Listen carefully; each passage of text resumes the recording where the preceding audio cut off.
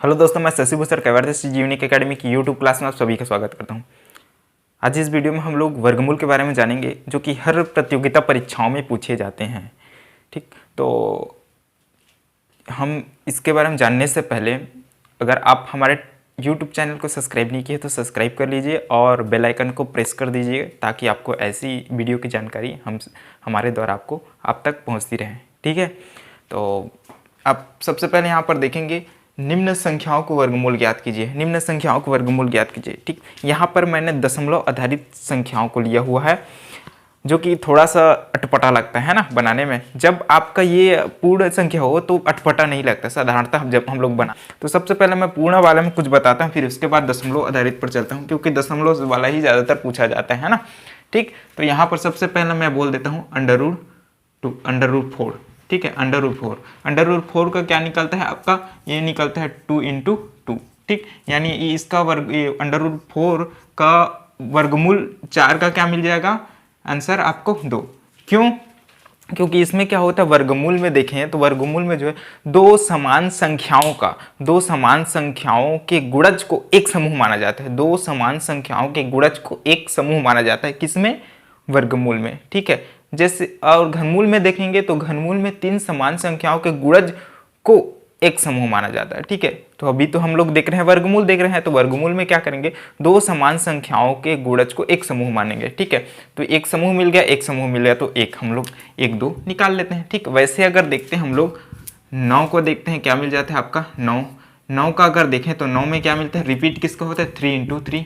ठीक, इसमें भी क्या मिल जाएगा, दो समान संख्या गुणज के एक समूह मिल गया। ठीक, तो इसमें भी क्या निकाल लेते हैं, 3, यानी वर्गमूल 9 का आंसर क्या मिलेगा, 3। अब वर्गमूल 9 का क्या निकलेगा, 3 आंसर निकलेगा। ठीक है, वर्गमूल अगर 16 का देखते हैं, 16 को क्या निकलता है, इसको लिख सकते हैं हम लोग 4 × 4 लिख सकते हैं, है ना। 4 × 4 लिख सकते हैं, मतलब इसका आंसर क्या आएगा, रूट आपका आ जाएगा, ये रूट आ जाएगा, ये सॉरी रूट नहीं आएगा ये, क्योंकि इसमें भी दो समान संख्याओं के गुणज के एक समूह बन गए, यानी हम लोग इसमें एक समूह बन गए, यानी 1 4 निकाल लेते हैं। ठीक, इसको अगर और करें तो और तोड़ सकते हैं इसको, ये मिल जाएगा आपका, ये दिख नहीं रहा है, इसको मैं यहाँ पर लिख लेता हूँ। ठीक, इसको और ऐसे लिख सकता हूँ, ये हो जाएगा आपका 2 × 2 × 2 × 2। ठीक, 2 × 2 × 2, 2 का गुणा कितने बार, 4 बार किए हैं। ठीक, क्योंकि 2 दूने 4, 4 दूने 8, 8 दूने 16 आता है। ठीक, 2 का गुणा 4 बार किए हैं। ठीक, तो इसमें देखते हैं, इसमें 2 का गुणा कितने बार है, 2 है। ठीक, तो 2 का गुणा कितने बार है, 4 बार है। 4 बार है, मतलब इसमें दो समान संख्याओं का गुणज कितने समूह मिलता है, 2 समूह मिलता है। तो इसमें 2 बार लिख लेते हैं, 2 × 2 आया क्या, 4। ठीक, दोनों में 4 आ रहा है, यानी आपका क्या है, तरीका सेम है। ठीक, आप जितना तोड़ सकते हो, खंड कर सकते हो, लेकिन आना आपका आंसर एक ही है। ये तो आपका पूर्ण संख्या में। ठीक, वैसे ही हम लोग क्या करेंगे, ये दशमलव आधारित संख्या में देखते हैं। ठीक, दशमलव आधारित संख्या में देखते हैं। ठीक, तो चलिए दशमलव आधारित संख्या पे चलते हैं, थोड़ा सा आपको लेकर चलते हैं। इसमें आपको ये मिल जाता है 0.81 का वर्गमूल क्या होगा। ठीक है, वर्गमूल ज्ञात करना है, इसको हल करना है। तो एक चीज़ ध्यान रखिए, दशमलव के बाद कितने संख्या है, दशमलव के बाद आपका 1 2 संख्या है। अब इसको हल करने पर दशमलव के बाद कितने संख्या बचेंगे, एक संख्या बचेगी, यानी दशमलव के बाद जितने संख्या रहते हैं उसके हाफ संख्या ही बचते हैं। यानी आपका 4 संख्या है तो 2 संख्या बचेगा। ठीक है, 6 संख्या है तो आपका 3 बचेगा। ठीक, 10 है तो 5 बचेगा दशमलव के बाद, ध्यान रखिए ना। तो इसमें सबसे पहले हम लोग देखते हैं, तो आप एक टाइम के लिए आप क्या करो, एक टाइम के लिए आप दशमलव को भूल जाओ। ठीक है, दशमलव इग्नोर कर दो। ठीक है, तो यहाँ पर क्या मिल जाता है आपका, 81 मिल जाता है। ठीक, 81 मिल जाता है, तो 81 का ये क्या मिलता है, ये 81 कितने समान संख्याओं के गुणज का एक समूह बनता है, ये 9 × 9। ठीक, दो समान संख्याओं के गुणज के एक समूह बन गया, यानी इसका क्या मिल जाएगा, 9 मिल जाएगा। ठीक, 9 मिल जाएगा, तो इसमें लिख लेते हैं हम लोग 9। ठीक, दशमलव के बाद कितने संख्या है, 2 है, तो इसमें क्या आ जाएगा, दशमलव के बाद 1 आएगा, मतलब इस यहाँ पर हम लोग लिख लेते हैं पॉइंट आ जाएगा, यानी 0.9 इसका आंसर होगा, क्योंकि दशमलव के बाद इसमें क्या आ गया, एक संख्या आ गया। ठीक, ये बनेगा आपका। चलिए दूसरा देखते हैं आपको, यानी इसका आंसर क्या निकलेगा, इसका आंसर निकल कर आएगा, ये आंसर इसका निकलेगा 0.9। ठीक, क्योंकि देखो दशमलव के बाद दो संख्या है, तो दशमलव के बाद एक संख्या 9 आ गया। ठीक है, इस तरीके से यानी 0.9 आंसर आएगा इसका। अगला देखते हैं हम लोग। अगला आपको यहाँ पर मिल जाता है, क्या मिलेगा इसमें देख लेते हैं। ये 0 पॉइंट आपका 0.0025, ठीक, यहाँ पर एक चिन्ह दे देता हूँ वर्गमूल के। ठीक है, ये मिल गया। अब इसमें देखते हैं दशमलव के बाद कितनी संख्या है। दशमलव के बाद आपके चार संख्या आ जाते हैं 0025, तो इसका आधा कितना हो जाएगा 2, यानी दशमलव के बाद कितने संख्या आएंगे 2 संख्या आएंगे, है ना। तो चलिए देखते हैं। तो सबसे पहले आप क्या करते हैं, सबसे पहले हम लोग भूलना है, किसको भूलना है, दशमलव भूलना है, भूल जाते हैं। आता क्या है आपका 25 बचता है। तो 25 में क्या होता है, 25 को हम लोग लिखते हैं 5 गुणित 5, यानी 5 5 6 25। तो दो समान संख्याओं का गुणज को एक समूह, ठीक, एक समूह मानते हैं।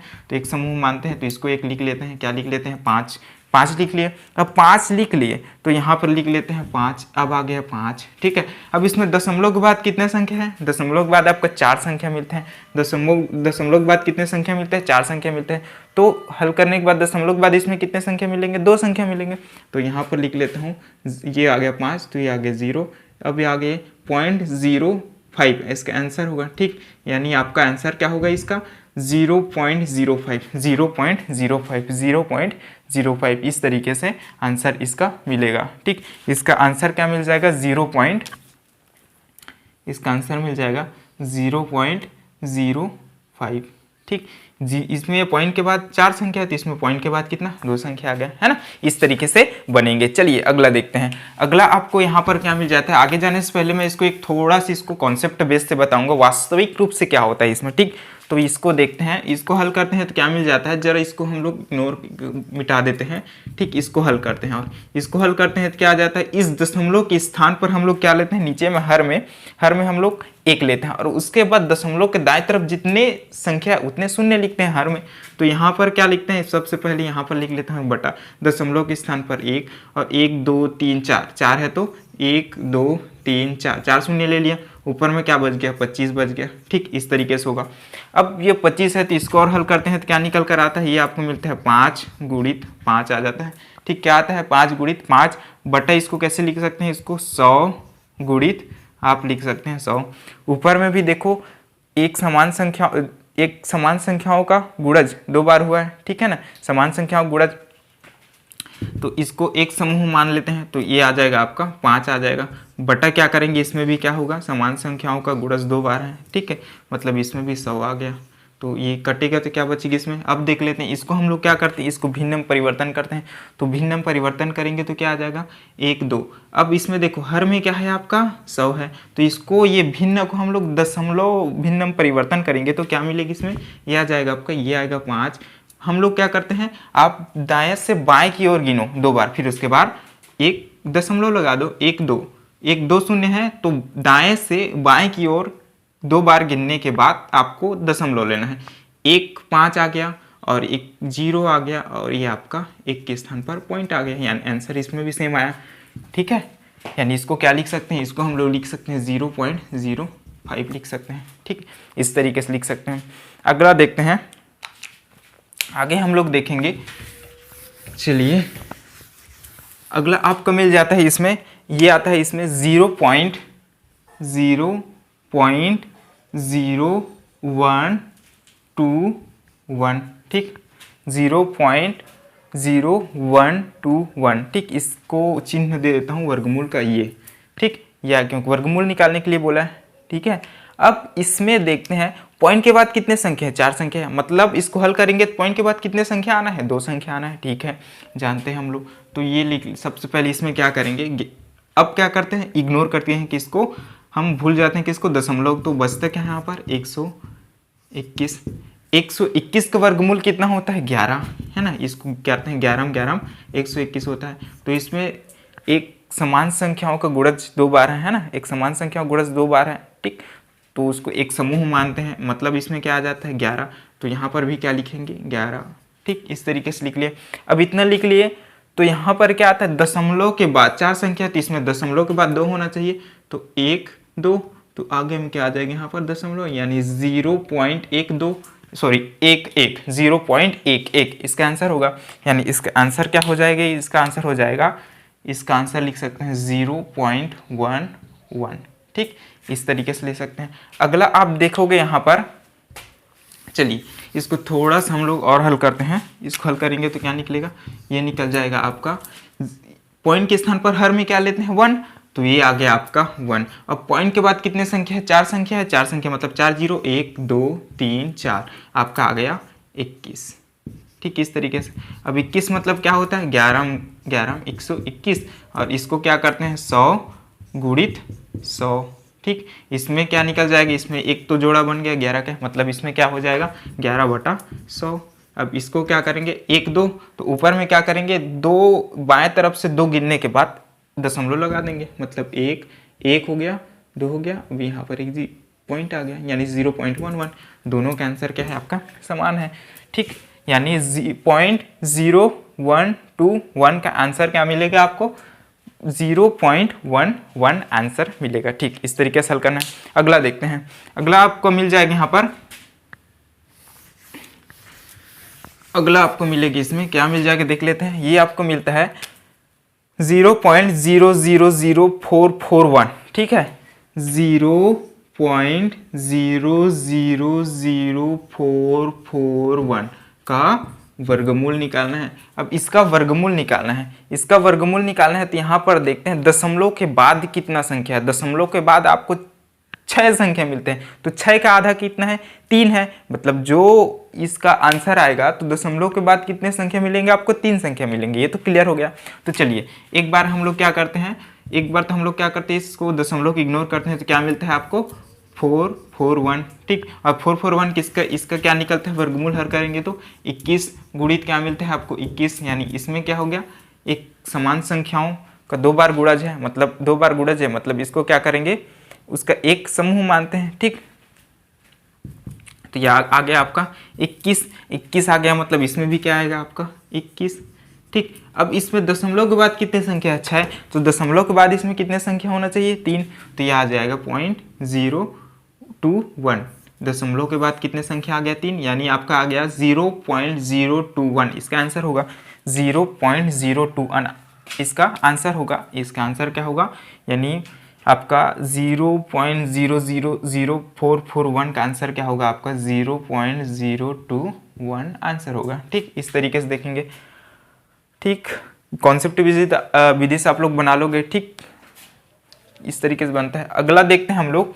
अगला क्वेश्चन है, आप लोगों का ऑप्शन ले लिया हूँ इसमें। ठीक, क्या लिया गया है, ये आपको क्वेश्चन पूछा गया है। आपको अग्निवीर जीडी में क्वेश्चन पूछा गया है। ठीक है, 0.000841। ठीक, 0.000 यानी आपका 0 पॉइंट के बाद कितने संख्या मिल जाए, पॉइंट के बाद आपको मिलते हैं 6, यानी हाफ उसका कितना मिलता है 3। ठीक, यानी पॉइंट के बाद आपको कितने संख्या मिलेंगे, 3 संख्या मिलेंगे। अब देखते हैं ऑप्शन में कौन सा होता है। पॉइंट के बाद तो 2 है, ये तो नहीं हो सकता। ठीक है, पॉइंट के बाद 2 है, ये तो हो नहीं सकता। पॉइंट के बाद इसमें क्या है 1 2 3 4 5, ये भी नहीं हो सकता। पॉइंट के बाद इसमें कितना है 1 2 3, ये हो सकता है। और पॉइंट के बाद इसमें कितना है 1 2 3 4, ये नहीं हो सकता। ऑप्शन कौन सा बचा, सी। ठीक, ऑप्शन सी बचा, तो ये बचा आपका ऑप्शन सी आंसर हो सकता है। ठीक, तो चलिए देखते हैं, चेक कर लेते हैं इसमें क्या आएगा।